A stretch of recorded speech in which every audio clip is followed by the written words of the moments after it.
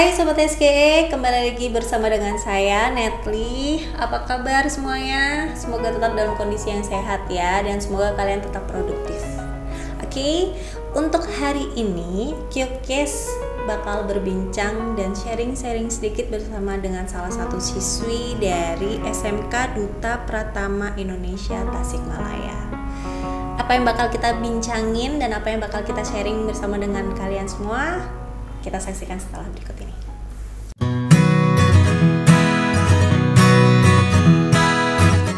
Apa yang perlu diubah? Perilaku dalam keseharian. Memakai masker dengan benar, cuci tangan pakai sabun selama 20 detik, jaga jarak lebih dari 1 meter, atau physical distancing. Berubah, usir wabah. Bersatu lawan COVID-19.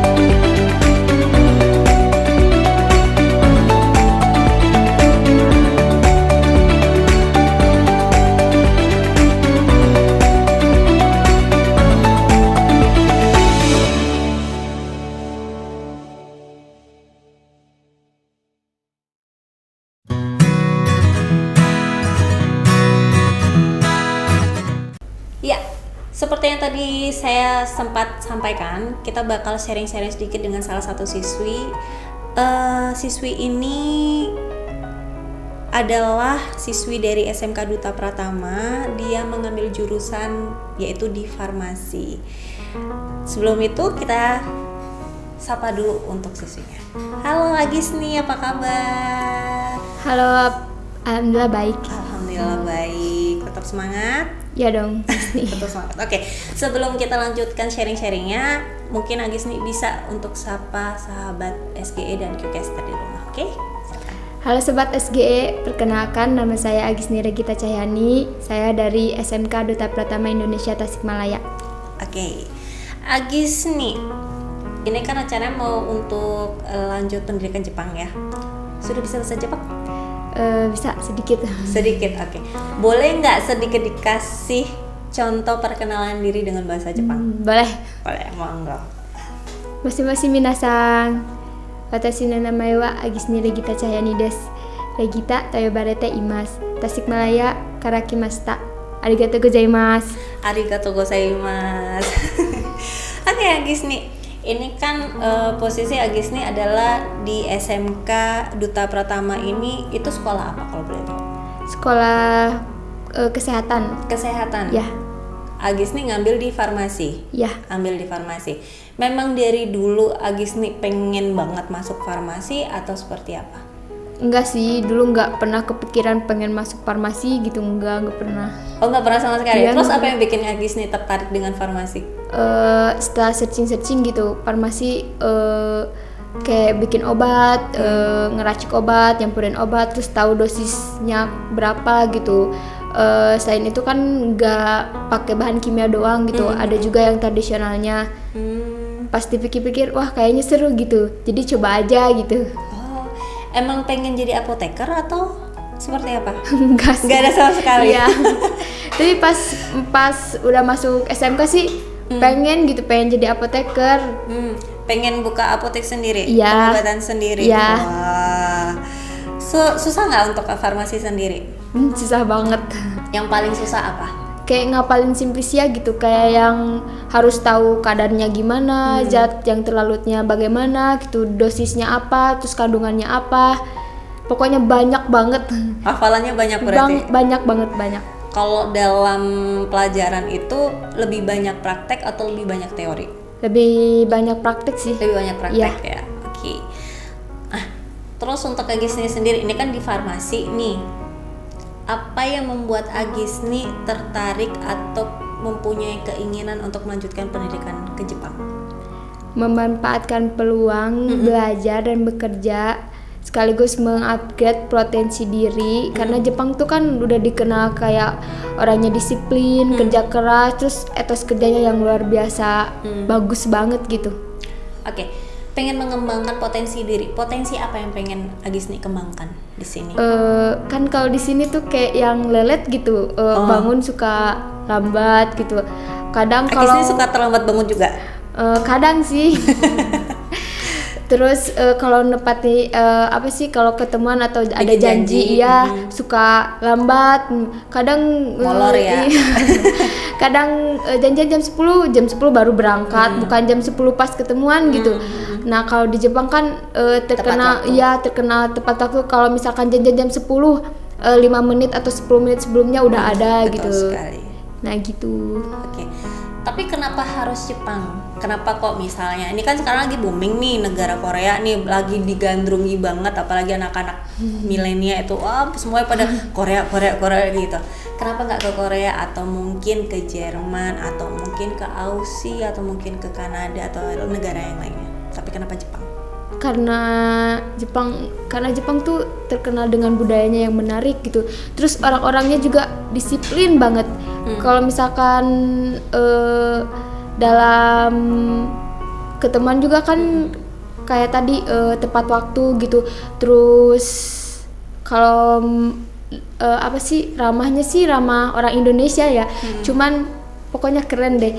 Emang pas dulu tuh ada juga yang nawarin beasiswa yang dari Jerman gitu. Sempet ikut kayak yang sosialisasinya gitu.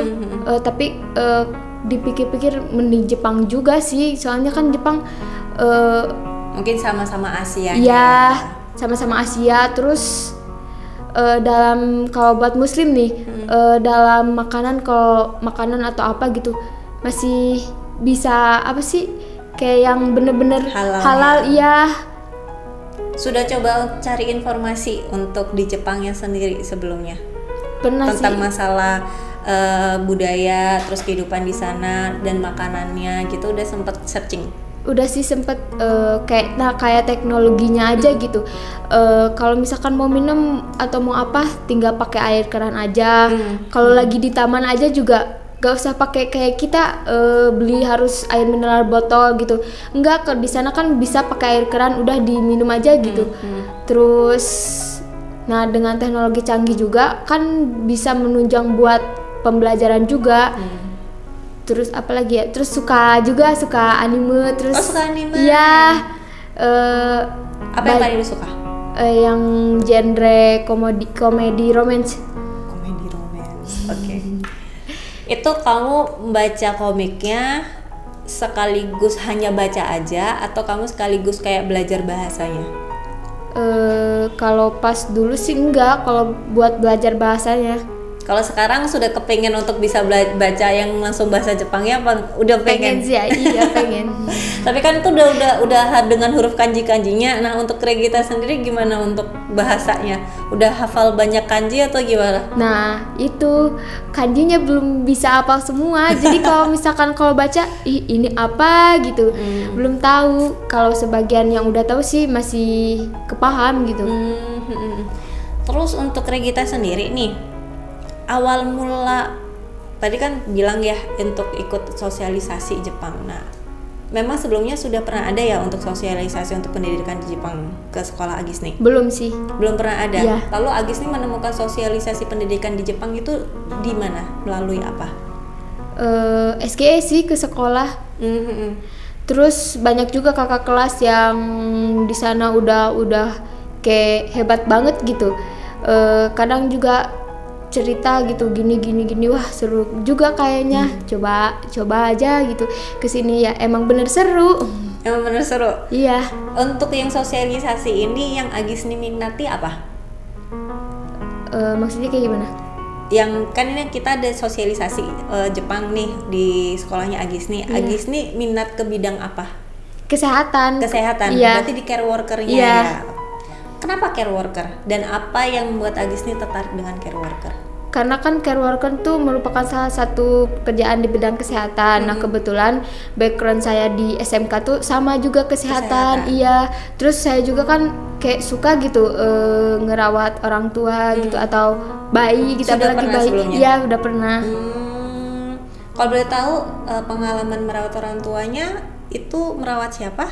Merawat nenek saya sendiri. Merawat nenek Iya. ya. Oke. Ini kan merawat untuk yang care worker sendiri ini kan merawat lansia. Iya. Seberapa jauh pengetahuan Agisni tentang care worker atau merawat lansia? Care worker menurut saya sih pekerjaan yang memenuhi kebutuhan lansia. Jadi kayak misalkan dibantu makannya, dibantu mandinya. Kalau misalkan baju dibantu pakai bajunya, terus gak bisa jalan dibantu apa sih ngemopong gitu. Kalau misalkan lagi sedih atau apa bisa ngehibur gitu. Biasanya hiburnya pakai apa? Nyanyi. Agisni bisa nyanyi? Enggak lah, enggak bisa. Kirain Agisni bisa Enggak. nyanyi. Terus kalau untuk yang tantangan paling Agisni rasa nih untuk seorang perawat lansia itu apa? Ketika apa? Ketika kalau misalkan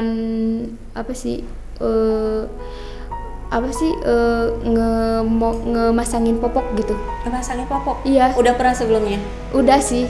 Terus itu tantangannya seperti apa kalau masangin popok? Beda kan itu kan kotoran orang, jadi kadang kita juga Jijik sendiri iya, ya? jijik. Tapi kan gimana lagi, kadang juga namanya juga orang tua, balik lagi kan ke kecil gitu. Jadi kayak susah gitu, kayak kanak-kanak banget gitu. Mau Dipasangin mau dipasangin tuh susah, kayak rungsing dulu gitu. Rungsingnya gimana biasanya? Ya gitu, nggak mau kadang harus diganti popok tapi pengen makan dulu gitu, kayak gitu. Terus kalau untuk kondisi seperti itu apa yang biasanya Agisni lakuin? Itu sih ngomong baik-baik, kayak misalkan kalau misalkan nenek mau ketemu cucu masa iya bau gitu, kan harus wangi. Nah, kayak gitu aja sih. Tapi gitu pernah nggak kalau misalnya ketika merawat lansia mereka marah-marah tanpa alasan, terus habis itu sampai ada yang lempar barang gitu, pernah nggak? Enggak, gitu? kalau melempar barang nggak pernah, tapi marah-marah pernah. Iya. Nah, kalau untuk Agisni sendiri, ini kan Agisni rencananya adalah melanjutkan pendidikan di Jepang nih. Kalau boleh tahu sebelum saya lanjutkan pertanyaan ini, Agisni ini anak keberapa? Anak kedua. Anak kedua? Iya. Anak kedua dari? Dua bersaudara. Cewek semua apa ada cowoknya? Cewek semua. Cewek semua, Oke. Kakak di sini? Di Tasik sih. Di Tasik nggak? Maksudnya di Indonesia kan? Iya, di Indonesia.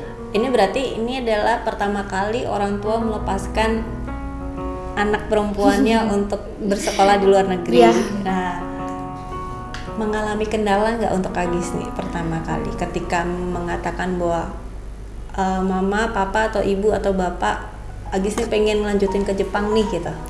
Pas awal kan pas waktu SG datang gitu, sosialisasi doang, nggak dikasih tahu. Terus pas akhirnya dikasih tahu, apa sih tadi ada sosialisasi ke Jepang, kalau saya kesana boleh enggak? Ih masa iya cuma cewek kesana gitu.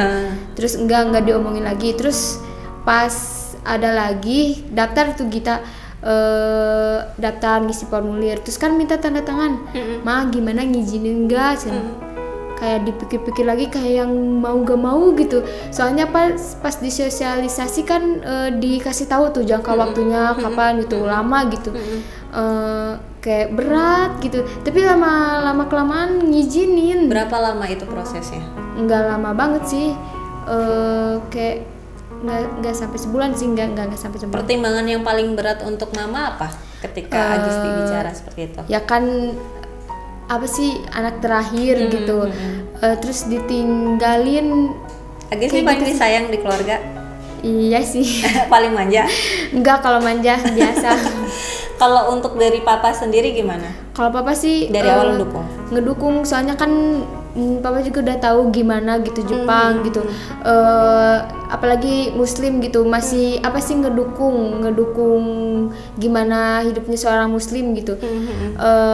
Yang papa pikirin sih dari keluarga. Kan banyak yang ngomong gitu, masa iya cewek kesana terus diizinin, kenapa nggak di sini sekolahnya, kenapa harus di Jepang. Banyak yang nggak setuju gitu, banyak yang marah gitu ke papa tuh. Sampai marah juga? Ada yang sampai gitu, pokoknya sulit banget gitu.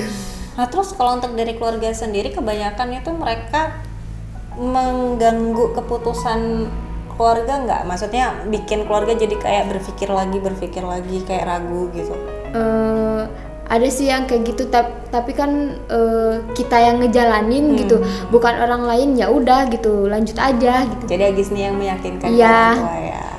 Ya wah, semakin seru nih obrolan kita bersama dengan Agis nih. Untuk segmen kedua kita bakal lanjut setelah satu ini.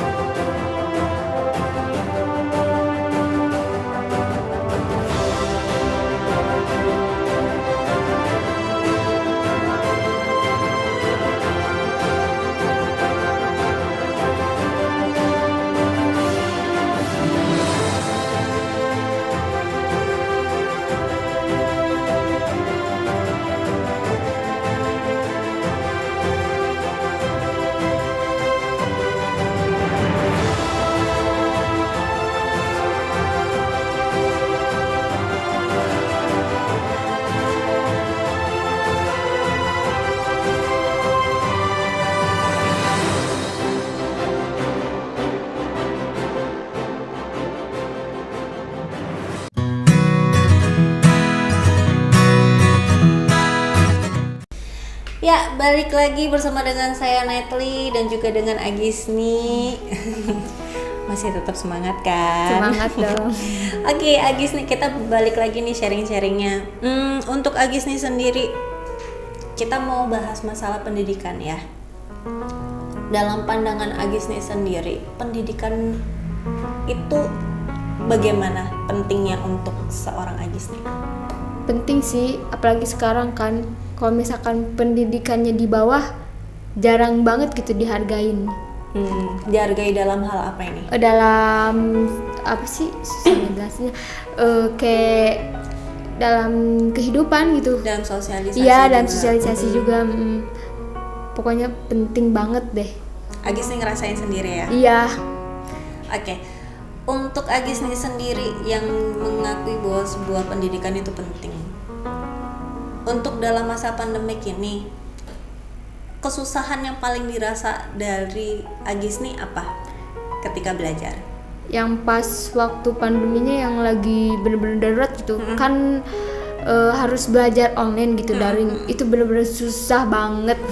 Susah banget. Iya. Apalagi belajarnya bahasa ya. Iya bahasa udah apa sih, mata tuh kan kena sinar HP gitu, terus nggak masuk ke otak, nggak masuk semuanya ke otak, beda kayak yang Kalau tatap muka. iya, pokoknya susah banget gitu.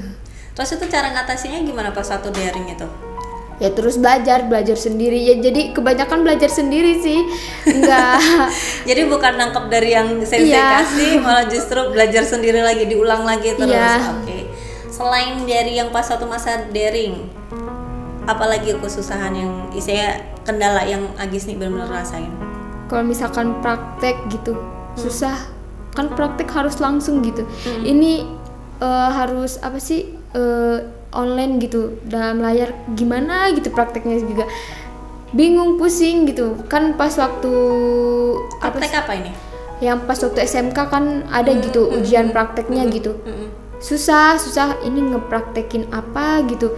Jadi lihat video terus abis itu dipraktekin, jadinya kayak gimana gitu. Oke. Kalau untuk kalau pas satu belajar praktek dalam daring ini yang di waktu di SMK, itu penilaiannya seperti apa? Mereka nilainya dari gimana? Gak tahu itu nilainya dari mana.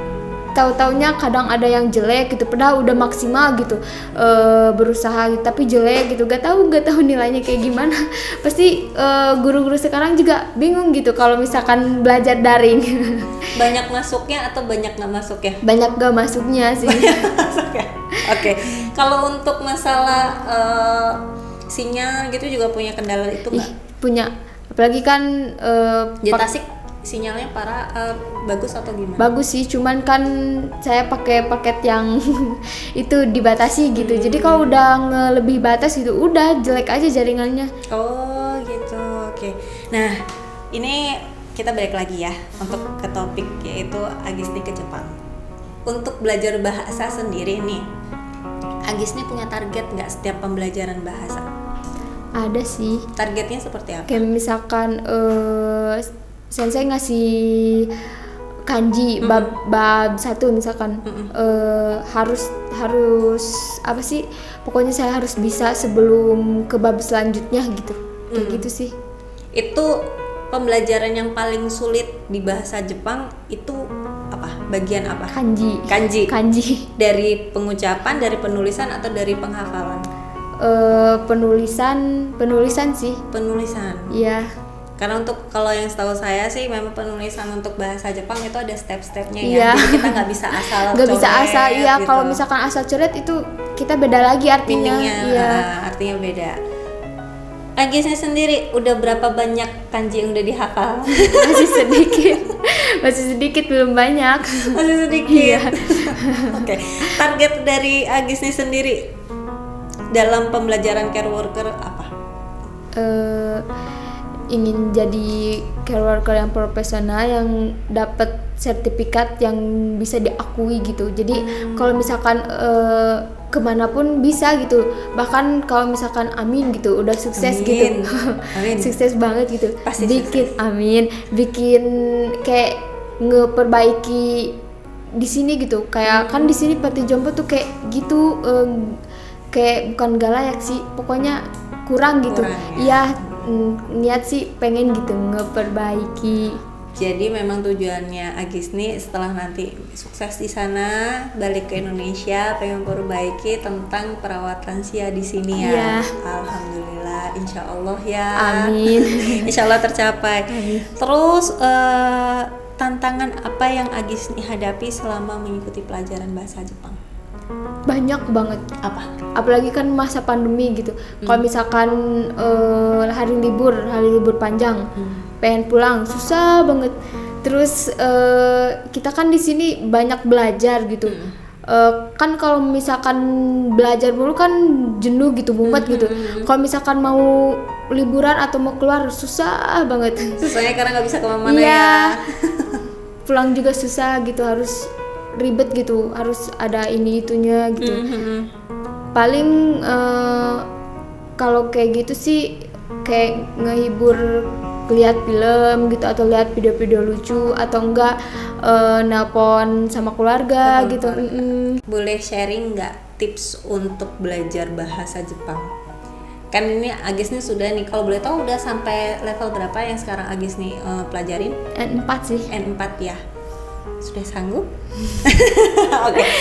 Mungkin Agisni punya nih, bisa sharing-sharing sedikit apa sih tipsnya untuk belajar bahasa Jepang yang lebih efektif? Apalagi ini kan kemungkinan mereka kan nggak bisa datang ke sekolahnya ya, pembelajaran mereka mungkin dengan online itu. Nah, untuk efektifnya seperti apa? Tips belajar bahasa Jepang sih dari saya sih lebih ke banyak nulis gitu. Kalau misalkan dihafal, abis dihafal terus tulis, terus kayak dibayangin, oh ini apa, terus udah kebayang tulis hafal kayak gitu sih. Terus jangan apa sih, kalau misalkan saya ngasih ini terus gak paham, coba dulu cari tahu dulu sendiri gitu. Kalau misalkan udah bener gak tahu baru nanyain sensei. Jadi gitu. benar-benar untuk mandiri dulu ya. Ya mandiri dulu, enggak apa sih, jangan manja gitu. Maksud manja itu semua tergantung dari apa ya, yang semua sensei tergantung kasih. dari sensei yang kasih gitu sih. Oke. Untuk Agisni sendiri, teman di sini udah banyak apa belum? Banyak. Sering untuk praktek dengan teman-teman? Jarang sih. Jarang. Iya.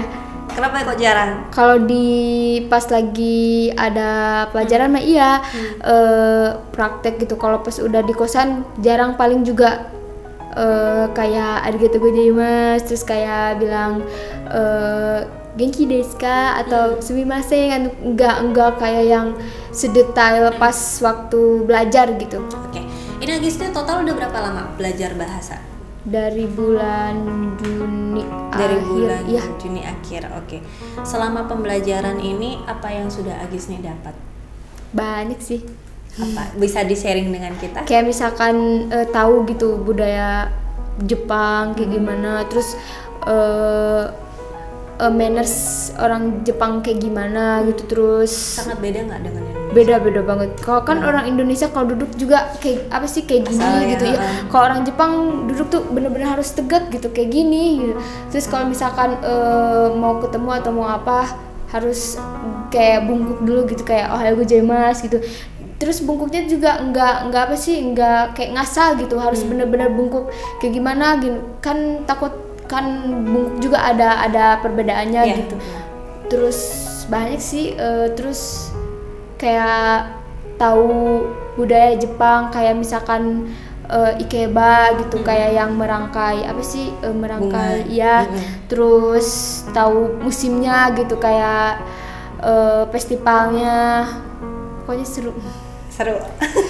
Kalau untuk care worker sendiri udah sempat mendapatkan pendidikannya apa belum?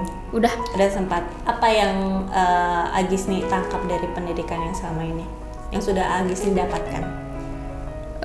Banyak sih, kayak misalkan cara memandikan, terus bagian-bagian alat vital, terus apalagi ya, cara ngehibur, terus gak boleh kayak kekerasan seksual atau gimana gitu. Kan kadang kita yang apa sih, kita merawat nggak sama kayak gendernya gitu, kayak misalkan kita kan cewek, lansianya kan nggak mungkin cewek juga, kadang cowok gitu. Terus apalagi ya, banyak sih. Banyak, oke. Nah, mungkin Agis nih bisa nih kasih tips ke teman-teman sahabat SGA ataupun QKS dari rumah, tips untuk mereka yang ingin bersekolah di luar negeri juga. Nomor 1 sih persiapin mental. Siap mental. Iya, siap mental. Terus mentalnya harus kuat, terus punya kemauan tinggi. Terus kalau misalkan mau melakukan apapun nggak usah setengah-setengah gitu, harus sepenuhnya. Totalitas. Iya, karena kan kita belajar dan bekerja bukan di negara sendiri kan, sedangkan negara orang beda gitu suasananya sama negara kita. Terus berani mencoba. Terus apalagi ya? Udah sih. Oke. Kalau untuk pasti yang paling utama itu adalah harus Mental. belajar bahasanya terlebih dahulu ya. Jadi kita semua yang ingin belajar di luar negeri, itu yang paling utama, kita harus menguasai bahasanya terlebih dahulu. Yang kedua itu adalah kita harus benar-benar punya mental yang kuat. Kenapa kita harus punya mental yang kuat? Karena di sana kita hanya sendiri. Di sana kita menghadapi banyak sesuatu kendala dan rintangan, dan di sana kita harus benar-benar punya komitmen tinggi juga. Ya kan, betul ya, komitmen tinggi itu yang membuat kita tetap dalam satu tujuan, yaitu tujuan awal kamu apa ketika pergi di sana. Situ. Betul bukan? Nah, oke. Agis nih mungkin bisa kasih motivasi teman-teman di rumah. Apa ya? Motivasi belajar atau motivasi untuk semangat mereka. Terus mencoba sih, karena Mungkin bisa di-share lewat nih. Langsung. terus mencoba, jangan pernah menyerah, karena usaha gak akan mengkhianati hasil gitu.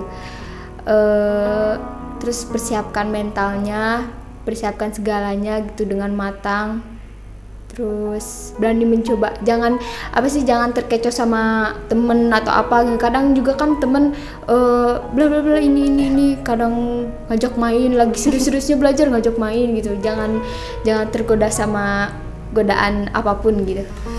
Oke, terima kasih banyak Kak Gisni untuk sharing-sharing hari ini. Udah banyak berbagi bersama dengan kita di sini dan sahabat SG dan QKS dari rumah. Semoga untuk kedepannya Gisni bisa meraih cita-cita Gisni dan semoga di Jepang sukses. Amin. Baik sobat SG dan QKS dari rumah, sekian perbincangan kita hari ini. Buat kalian semua tetap jaga kesehatan. Buat yang mau beraktivitas di luar, tetap jaga protokol kesehatan, yaitu gunakan masker, cuci tangan, dan jaga jarak. Oke, sampai jumpa di episode selanjutnya. Bye-bye.